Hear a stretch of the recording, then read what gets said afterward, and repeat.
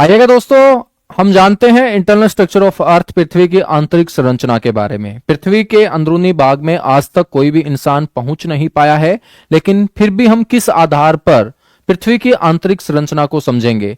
बच्चों, पृथ्वी की सरफेस भाग पर हमें जो घटित होता हुआ प्रतीत होता है, उन्हीं एक्टिविटी को स्टडी करते हुए हम इस निष्कर्ष तक पहुंच पाते हैं कि पृथ्वी की आंतरिक संरचना कैसी है, पृथ्वी कितनी परतों में बटी हुई है, पृथ्वी के अंदर क्या क्या भरा पड़ा है। तो बड़ा इंटरेस्टिंग सा टॉपिक है, बड़ा इंपॉर्टेंट टॉपिक है आपके एग्जाम के पॉइंट ऑफ व्यू से। बच्चों, पृथ्वी की जो आकृति है ना, वो कैसी है? वो प्याज के छिलकों की तरह है। जैसे प्याज की एक लेयर उतरती है, फिर छिलके की दूसरी लेयर उतरती है, फिर तीसरी लेयर उतरती है। तो मेरे दोस्त, ऐसे ही जब हम गहराई में पृथ्वी को अध्ययन करेंगे तो इसी तरीके से पृथ्वी भी परतों में बटी हुई है। प्याज के छिलकों की तरह हम बोल सकते हैं, या स्केली बोल सकते हैं, या सल्कीय बोल सकते हैं। लेकिन पृथ्वी की जो आकृति है मेरे दोस्त, वो कैसी है? वो जियोड है, यानी कि सेब के जैसी है। जैसे सेब ऊपर और नीचे से, नॉर्थ और साउथ साइड से बच्चों फ्लैट है, ऐसे ही आप लोगों को पृथ्वी भी पोल से फ्लैट दिखाई देगी, चपटी दिखाई देगी। तो पृथ्वी की जो आकृति है वो जियोड है, सेब के जैसी है। लेकिन पृथ्वी का जो इंटरनल स्ट्रक्चर होगा ना मेरे दोस्त, वो कैसा होगा? वो स्केली होगा, या प्याज के छिलकों की तरह होगा। ठीक है, तो हमारी पृथ्वी जो चपटी दिखाई देती है, फ्लैट दिखाई देती है, वो कहां से दिखाई देती है? ध्रुवों से दिखाई देती है। आपसे कोई पूछ ले कि पृथ्वी की जो त्रिज्या है वो कितनी है, वो 6371 किलोमीटर है।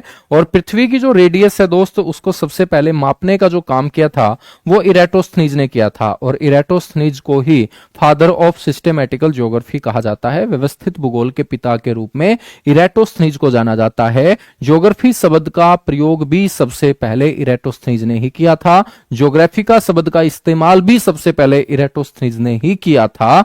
और इराटोस्थनीज को हम व्यवस्थित भूगोल के साथ साथ मेरे दोस्त भूगोल का जनक भी मान सकते हैं, यदि ऑप्शन में हिकेटियस नहीं दिया जाता है।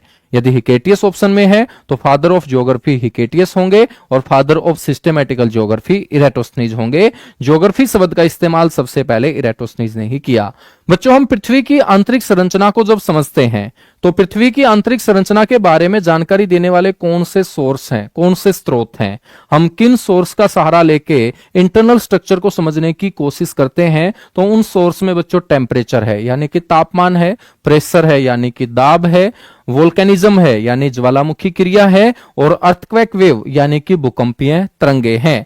आंतरिक संरचना की जानकारी देने वाले सोर्स बहुत सारे हैं, लेकिन अच्छे से जानकारी बच्चों हमें जो प्राप्त होती है वो भूकंपीय तरंगों से प्राप्त होती है। तो पृथ्वी की आंतरिक संरचना के बारे में जानकारी देने वाला सबसे अच्छा जो सोर्स होगा, सबसे अच्छा जो स्रोत होगा, वो क्या होगा दोस्त? भूकंपीय तरंगे होंगी, अर्थक्वेक वेव होंगी। ठीक है, पृथ्वी को मुख्यतः हम कितनी परतों में डिवाइड करते हैं? 3 परतों में डिवाइड करते हैं। इन 3 परतों में बच्चों एक क्रस्ट है जिसे भूप्रपटी कहा जाता है, एक मेंटल है जिसे आवरण कहा जाता है, एक कोर है जिसे क्रोड या केंद्रीय भाग कहा जाता है। हम बात करेंगे तो इस तरीके से हम अर्थ को मेरे दोस्त ड्रा करेंगे, अर्थ को हम मानेंगे। और ये अर्थ का क्या होगा? सरफेस होगा, धरातल होगा, जहां पर हम सब टिके हुए हैं। और हमें सरफेस से कहां आना है? सेंटर की तरफ आना है। और सेंटर से सरफेस तक मेरे दोस्त, इसको हम क्या बोल देंगे? रेडियस बोल देंगे। और हमें अर्थ की रेडियस का पता लग चुका है, इराटोस्थनीज ने जिसको सबसे पहले मापा था, कि अर्थ की जो रेडियस है वो 6371 किलोमीटर है। बच्चों, हम बात करेंगे तो सरफेस से 6371 किलोमीटर तक गहराई का ये भाग, हम इसको 3 परतों में डिवाइड करते हैं, जिसमें सबसे पहला जो भाग होगा सरफेस से गहराई की तरफ जाते हुए 34 किलोमीटर तक का भाग, उसको कहा जाता है क्रस्ट, यानी भूप्रपटी, जो आपको ठोसीय अवस्था में सॉलिड स्टेट में नजर आएगी। 34 से लेके 2900 किलोमीटर तक का जो भाग है, इसको बोलते हैं मेंटल। और मेंटल का जो ऊपरी भाग होगा बच्चों, ये जो मेंटल है इसको भी हम 2 भागों में बांटेंगे।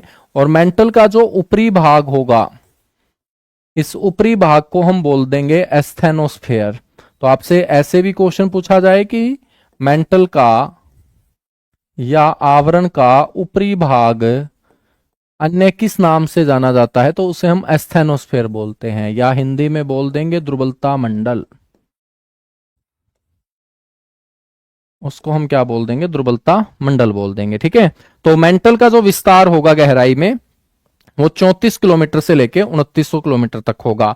और 2900 किलोमीटर से आगे का जो भाग होगा 6371 किलोमीटर तक, यानी कि सेंटर तक, उसे कहा जाता है केंद्रीय भाग, या उसे हम बोल देते हैं क्रोड, या उसे हम बोल देते हैं कोर। तो इस तरीके से सरफेस से सेंटर की तरफ आते हुए ये जो मेरे दोस्त गहराई का 6371 किलोमीटर तक का जो भाग है, उसको हम 3 भागों में डिवाइड यहां पर करके चलते हैं। पहला जो भाग है क्रस्ट, आपसे पूछा जाएगा कि क्रस्ट का जो औसत विस्तार है वो कितना है, तो 34 किलोमीटर मेरे दोस्त सरफेस से आपको क्रस्ट का विस्तार देखने को मिलेगा।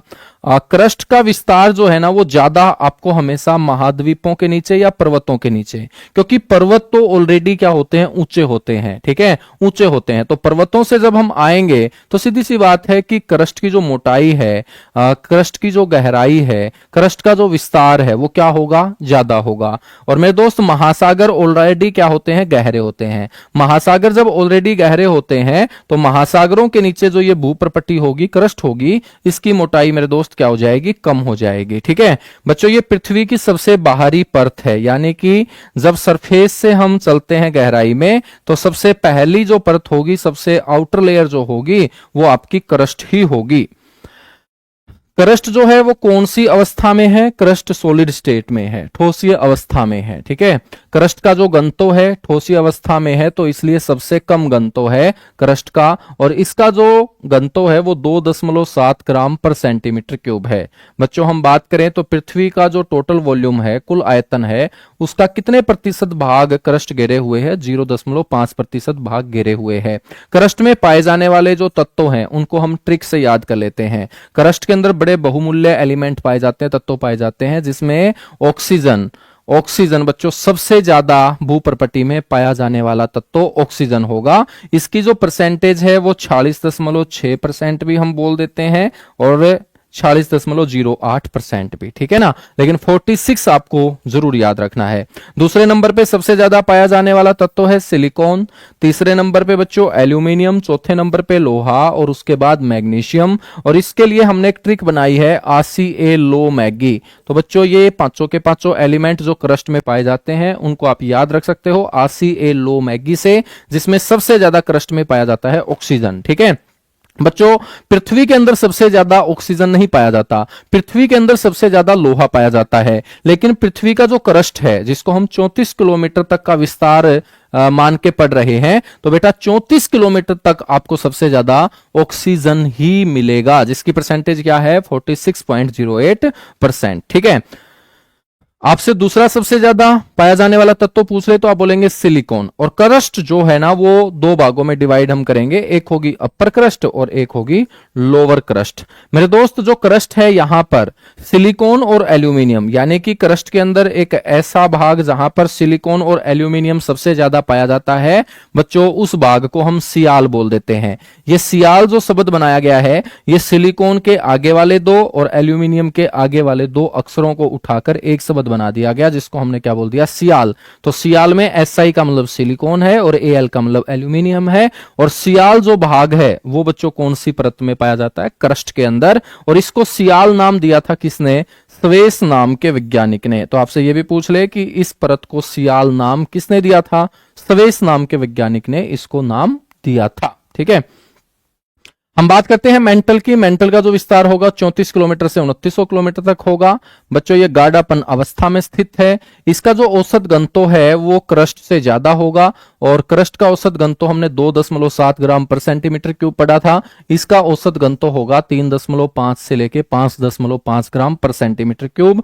और ये पृथ्वी के कुल आयतन का बच्चों 83% भाग जो है वो घेरे हुए है। आपको ये भी पता होना चाहिए कि इसी मेंटल के अंदर मैग्मा भरा हुआ है, और जहां मैग्मा भरा होगा उसे हम मैग्मा चैम्बर बोल देंगे। तो मैग्मा चैम्बर मेंटल यानी आवरण में ही स्थित है।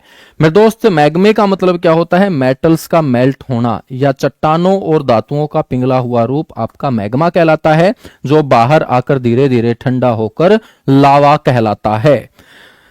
सियाल जो है बच्चों वो क्रस्ट के अंदर, लेकिन सीमा जो है ये भाग जहां पर सिलिकॉन और मैग्नीशियम भरा हुआ है, ये बच्चों मेंटल के अंदर ही आपको नजर आएगा। तो सीमा जो है भाग कहां पर स्थित है, मेंटल में स्थित है। और मेंटल को भी हम दो भागों में डिवाइड करेंगे, एक अपर मेंटल होगा, एक लोअर मेंटल होगा। और अपर मेंटल को हमने किस नाम से पुकारा, एस्थेनोस्फेयर के नाम से पुकारा। एस्थेनोस्फेयर का मतलब होता है मेरे दोस्त दुर्बलता मंडल। क्या, दुर्बलता मंडल। ये बड़ा इंपॉर्टेंट क्वेश्चन है। दुर्बलता मंडल किसे कहा जाता है, अपर मेंटल को कहा जाता है। ठीक है, उसके बाद लास्ट जो भाग है वो केंद्रीय भाग है। इसका विस्तार 2900 किलोमीटर से 6371 किलोमीटर तक होगा। बच्चों ये लिक्विड स्टेट के अंदर है, तरलीय अवस्था में स्थित है। और तरलीय अवस्था में स्थित है ये कैसे हमें पता चला बच्चों, जब भूकंपीय तरंगों की स्टडी की गई तो जो सेकेंडरी वेव होती हैं, जो द्वितीयक भूकंपीय तरंगें होती हैं, वो कभी भी लिक्विड से नहीं गुजरती। और लिक्विड से नहीं गुजरती तो वो इस भाग से गुजरती हुई नहीं पाई गई। तो ये मान लिया गया कि ये जो भाग होगा जिसे हम अपर कोर भी बोलेंगे, वो तरलीय अवस्था में होगा। तरलीय अवस्था में होने के कारण इसका घनत्व सबसे ज्यादा है। तो तीनों परतों में सबसे ज्यादा घनत्व वाली परत कौन सी होगी, क्रोड होगी। बच्चों पृथ्वी के कुल आयतन का ये कितने प्रतिशत भाग घेरे हुए है, 16.5% भाग घेरे हुए हैं। इस भाग के अंदर, इस परत के अंदर नीफे पाया जाता है। और नीफे जो शब्द बनाया गया है, मैंने आपको बताया निकल और फेरस, इन दोनों के पहले दोनों अक्षरों को उठा के यह शब्द बनाया गया। Ni का मतलब निकल है और Fe का मतलब फेरस है।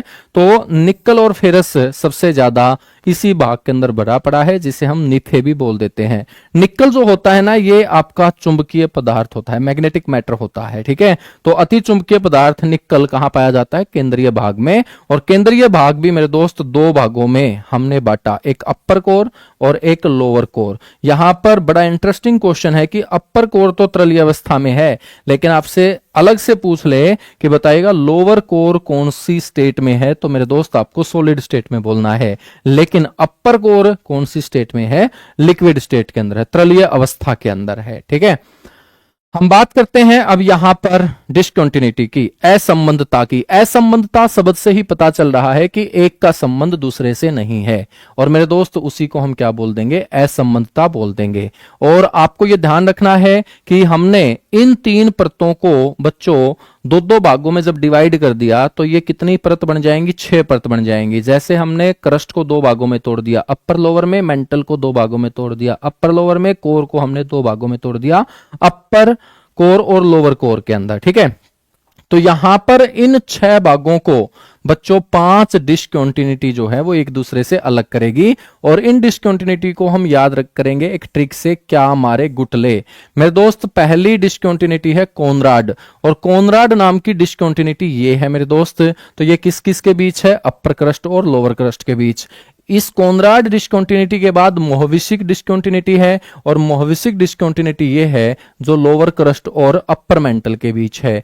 इसके बाद मेरे दोस्त गहराई की तरफ चलते हुए तीसरी डिसकंटिन्यूटी असंबंधता आएगी, रेपेटी। और रेपेटी नाम की असंबंधता अपर मेंटल और लोअर मेंटल के बीच है। चौथी जो डिसकंटिन्यूटी आएगी वो गुटेनबर्ग होगी, जो लोअर मेंटल और अपर कोर के बीच होगी। और उसके बाद आएगी लास्ट लेहमैन डिसकंटिन्यूटी, जो अपर कोर और लोअर कोर के बीच होगी। इन 5 में मेरे दोस्त जो दो बड़ी इंपॉर्टेंट हैं वो कौन सी हैं, जो क्रस्ट को मेंटल से अलग कर रही है वो मोहविसिक नाम की डिसकंटिन्यूटी है। जो मेंटल को कोर से अलग कर रही है वो गुटेनबर्ग बच्चों डिसकंटिन्यूटी है। ठीक है, तो आप लोगों को ध्यान रखना है ये पांचों की पांचों डिसकंटिन्यूटी बहुत आसान है, इनको याद रखना। इस ट्रिक से आपको याद रखना है क्या मारे गुटले, सरफेस से सेंटर की तरफ जाते हुए बच्चों ये जो 6 भाग आएंगे इनको ये 5 डिसकंटिन्यूटी क्या कर देंगी, अलग कर देंगी। आपको ये भी पता होगा कि हमारी पृथ्वी जियोड शेप में है, लेकिन पृथ्वी को सबसे पहले गोल बताया गया था कि पृथ्वी गोल है। और आपसे पूछ ले कि ये किसने बताया था, तो मेरे दोस्त आपको बोलना है पाइथागोरस ने बताया था। पृथ्वी का आपसे कोई औसत घनत्व पूछ ले कि पृथ्वी का जो औसत घनत्व है वो कितना है, तो आपको बोलना है 5.5 ग्राम पर सेंटीमीटर क्यूब है। पृथ्वी की ये जो 3 परत थी इनका औसत घनत्व हमने पढ़ा कि क्रस्ट का औसत घनत्व है 2.7 ग्राम पर सेंटीमीटर क्यूब।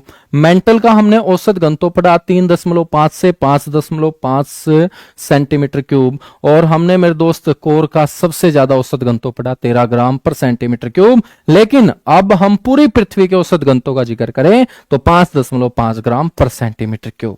आपको मजा आया होगा, और इसी तरीके से मेरे दोस्त आप लोग अध्ययन करते रहिएगा और अपना जो सपना है रोजगार प्राप्त करने का, उसकी तरफ अग्रसर रहिएगा। थैंक यू दोस्त।